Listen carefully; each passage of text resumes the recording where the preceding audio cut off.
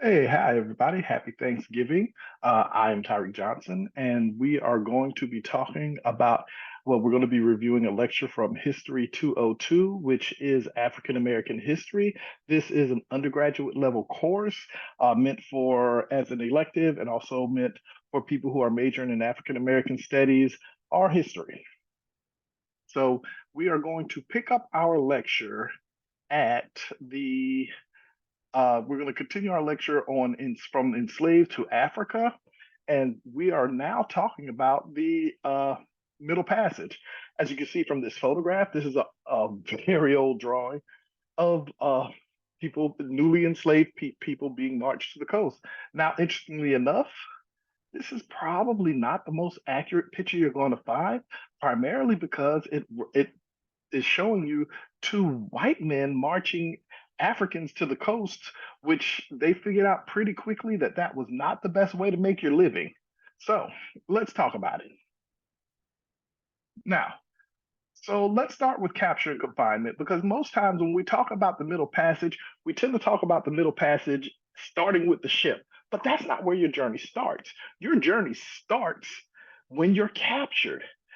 African slaves are captured in the interior and marched to the coast. This is one of the biggest misconceptions. You'll hear people say, oh, they sold their own people. They sold their own people. No, they did not. Recognize that just because Africans are all the same color does not mean they're all the same people. Africa is the most culturally and ethnically diverse place on the planet.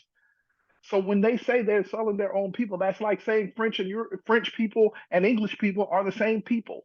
Culturally, they're different. They speak a different language. They eat different foods. They are not the same. So this is what's happening in Africa. So what you will see is groups that are going to go in and they're going to capture others in the interior. Usually, other Africans are going to go into the interior and they're going to be marched to the coast. Now, understand that you're marched, as we saw, in a line, in a coffle, chained to somebody by the neck, by the arm, and you are going to have to march. The slave drivers, the slavers, are going to work you. They are not here. This is not a pleasure trip. You are here. You are going to carry most of the food, most of the supplies. You're not going to eat most of them, but you are going to be the ones carrying this. Now, don't think that you can be sick and get out of this. That's not what's going to happen. If you are too sick to march, well, they're still going to march you until you die.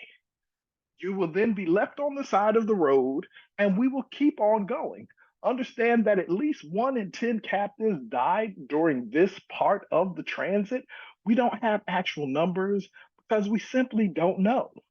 But once you reach the coast, then we start to get to the more familiar story where you are imprisoned in what we call barcoons, temporary barracks, something built sometimes outdoors, sometimes indoors.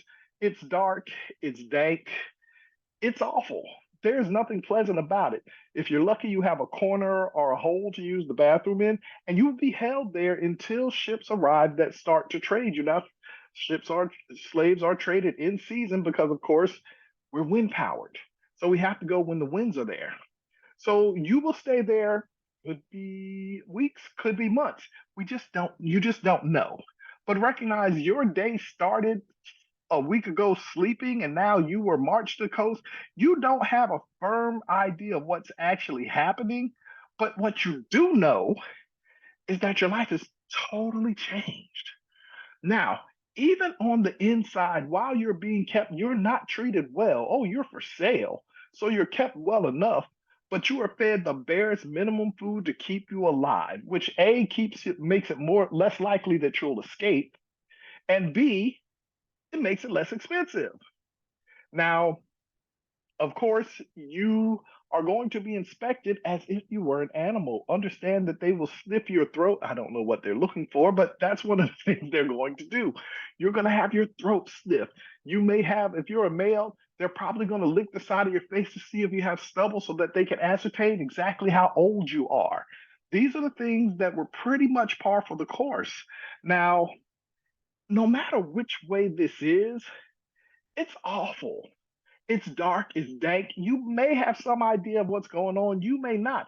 Understand that at one point, Europeans who stopped cooking in big communal pots because, quite frankly, some Africans thought they were cannibals and they were going to be eaten. It's not a pleasant start to your journey, and recognize your journey has only just began.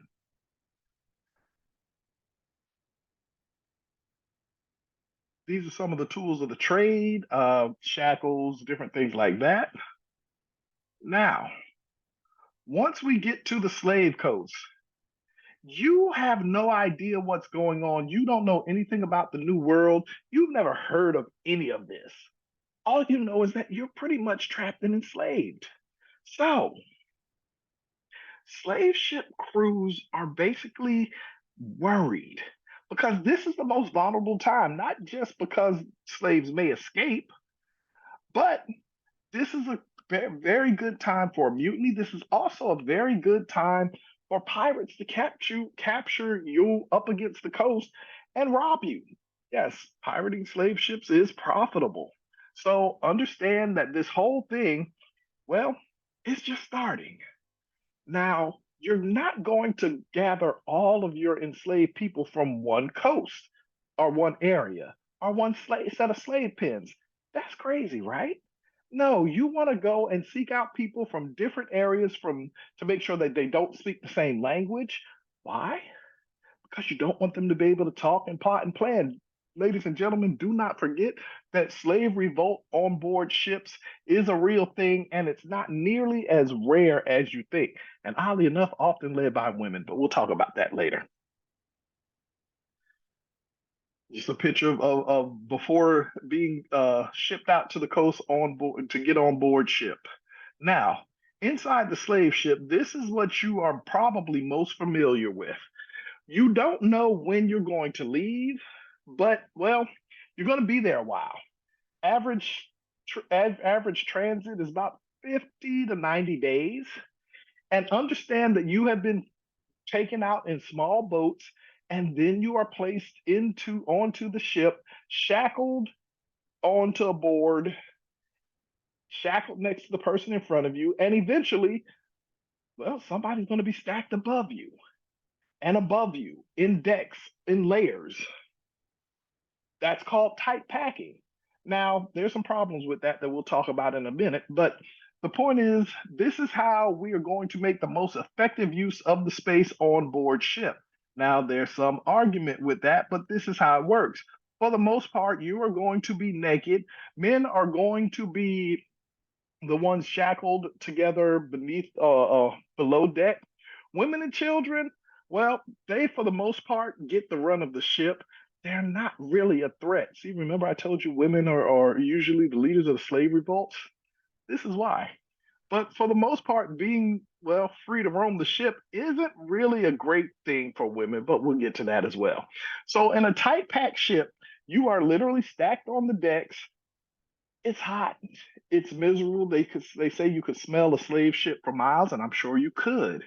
Now, depending on the size of the ship, that's going to directly affect how many captives you can now take. And understand that slave deaths on these voyages are not rare, not by a long shot. What you get is a situation where, first of all, there's an imbalance. Why do you have so few? 12 children make up 12% of the cargo. Why? Why?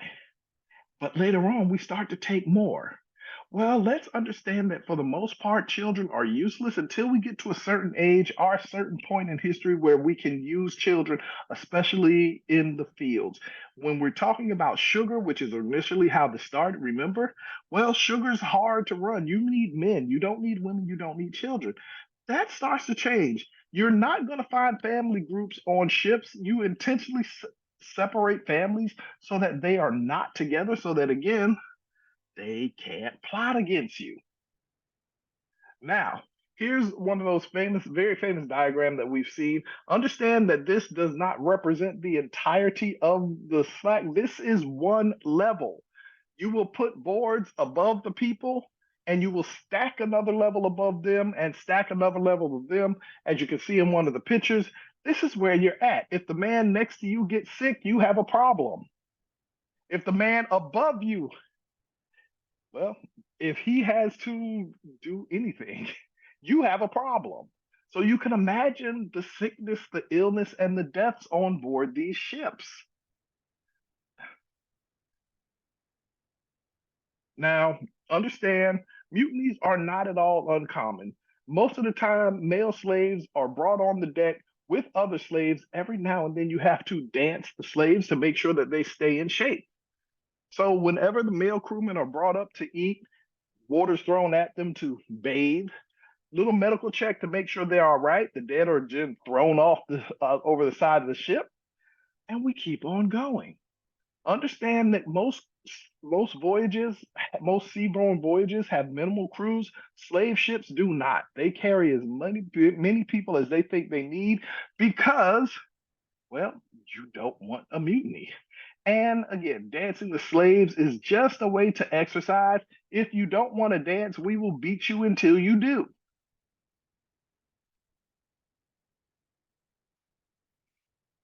While they believe women to be less dangerous, women usually play the pivotal role in any onboard revolt because women are free to run the ship. Now, this makes them very available, very vulnerable to all kinds of sexual abuse from the crew, but it also allows them to roam. And sometimes you find a couple of people that speak your language and you're able to plan a revolt.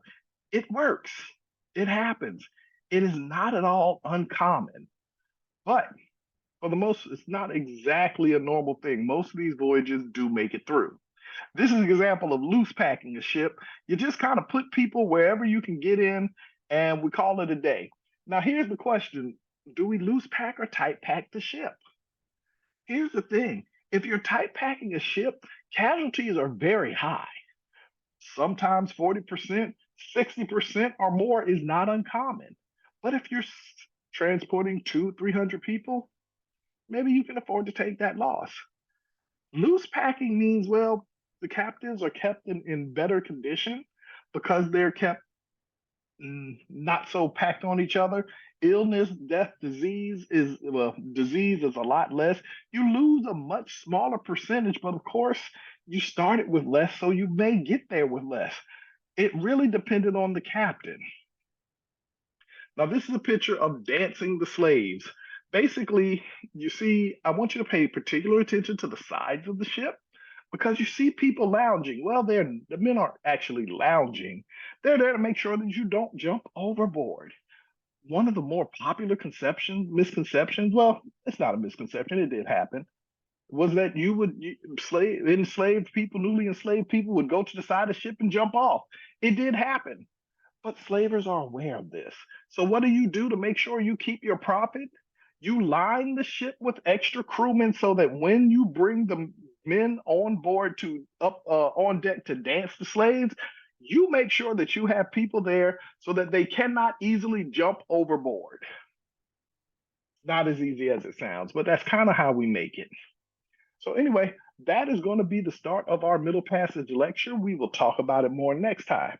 Okay, thank you everybody. I hope that maybe we learned a little something today, and we will definitely continue our discussion on the middle passage and what happens when you arrive. Remember, we're only starting this voyage. We have not made it to the new world. We don't know where we're going. We don't know what we're growing. Remember, as we go forward in this, you actually find enslaved peoples kidnapped from areas that grow rice because, well, rice is a cash crop. So you'll start to see things that you know, you'll see a lot of things that you don't, but that's a discussion for another time. Anyway, thank you. Happy Thanksgiving, and everybody have a wonderful day.